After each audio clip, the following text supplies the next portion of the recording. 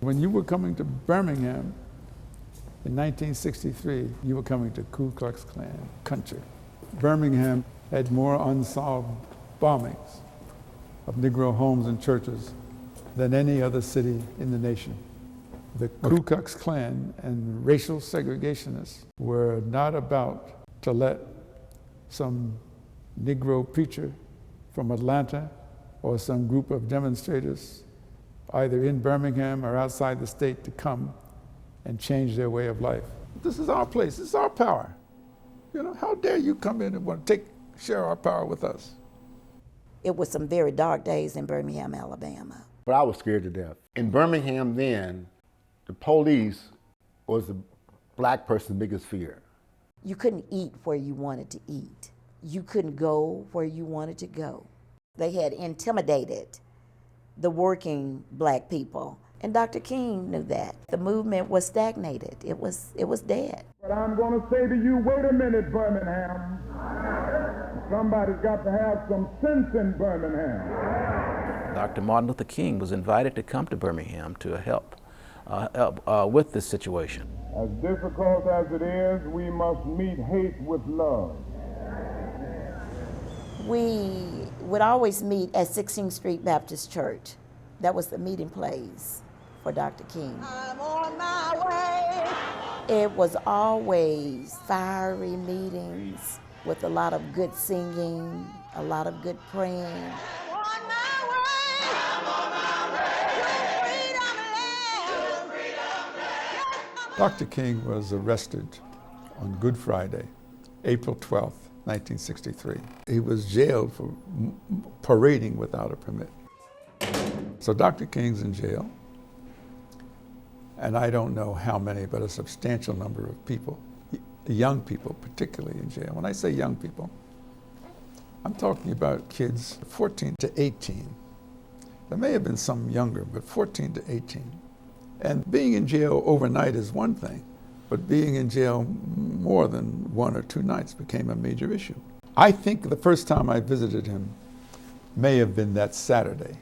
As I approached the jail, I had the burdensome moniker of being identified as, quote, Dr. King's New York lawyer. So the parents, as I went in to see Dr. King, they were shouting at me, Attorney Jones, get our kids out of jail. Tell Dr. King if you're visiting, we gotta get our kids out of jail. And the reason they were upset was that we didn't have the money, sufficient money to bail at that time.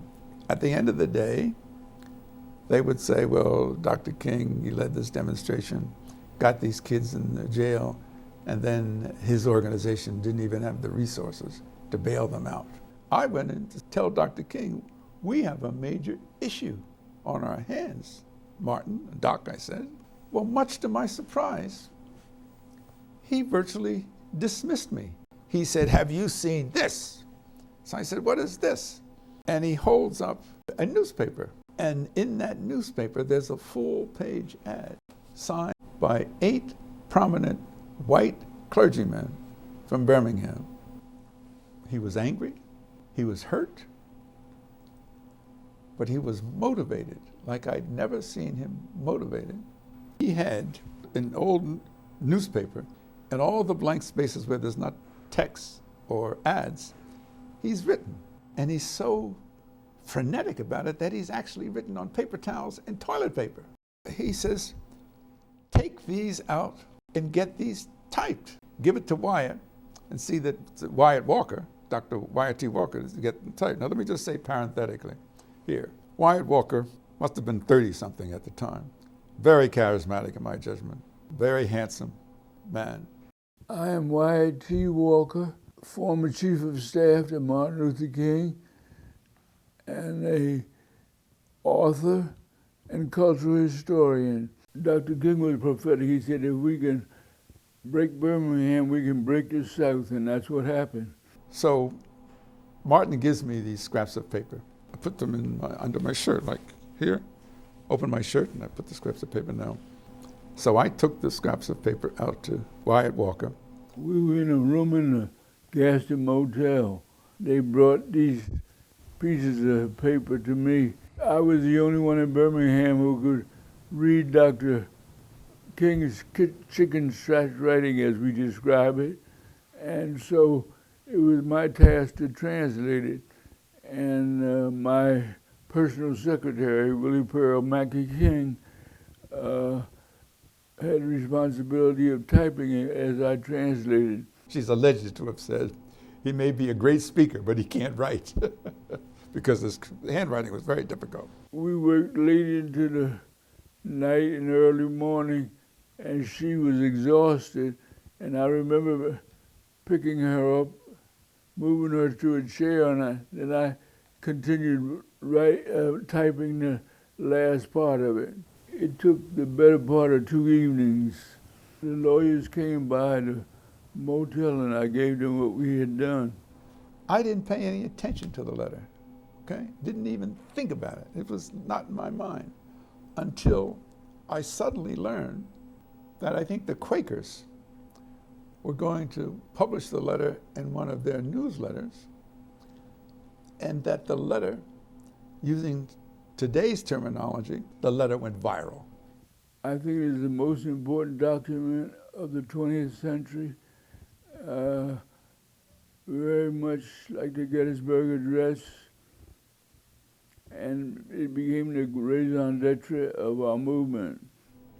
My dear fellow clergymen, while confined here in the Birmingham City Jail, I came across your recent statement calling our present activities unwise and untimely. You deplore the demonstrations that take place in Birmingham, but your statements, I am sorry to say, fail to express a similar concern for the conditions that brought about demonstrations.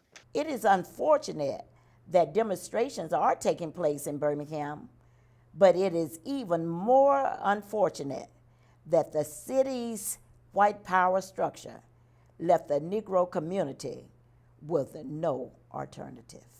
When you suddenly find your tongue twisted and your speech stammering as you seek to explain to your 6-year-old daughter why she cannot go to the public amusement park that has just been advertised on television, and you see tears welling up into her little eyes when she's told that Funtown is closed to colored people.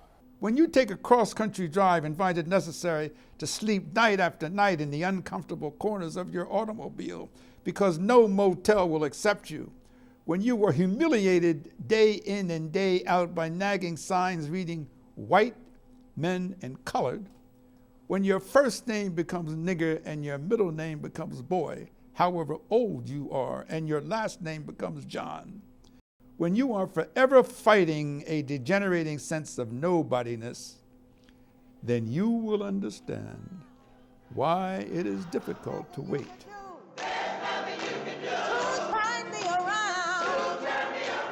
All of that came from his heart.